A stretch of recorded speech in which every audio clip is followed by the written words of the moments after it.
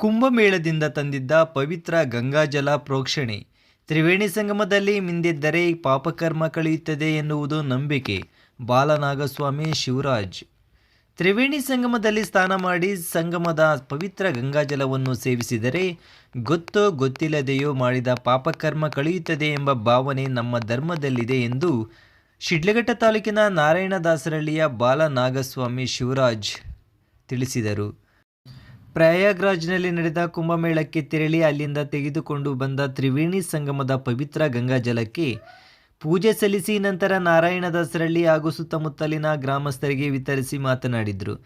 ಬದುಕಿನಲ್ಲಿ ನಂಬಿಕೆ ಎನ್ನುವುದು ಮುಖ್ಯ. ನಂಬಿಕೆಯೇ ನಮ್ಮ ಬದುಕಿನ ದಾರಿಯಲ್ಲಿ ಸಾಗುವಂತೆ ಮಾಡುತ್ತದೆ.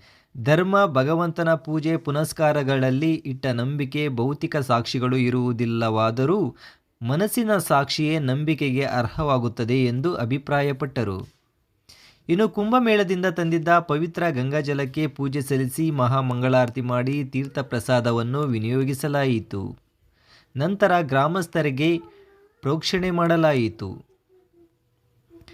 ಗ್ರಾಮಸ್ಥರಿಗೆ ಗಂಗಾಜಲವನ್ನು ಪ್ರೋಕ್ಷಣೆ ಮಾಡಲಾಯಿತು.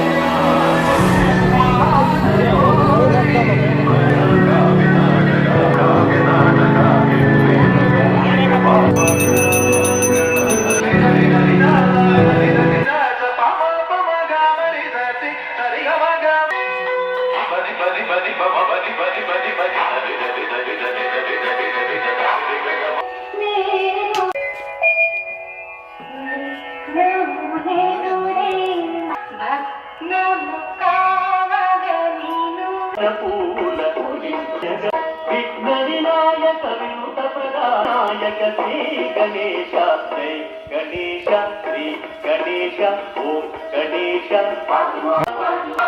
ಶ್ರೀ ಗಣೇಶ ಜಯ ಗಣನಾಥ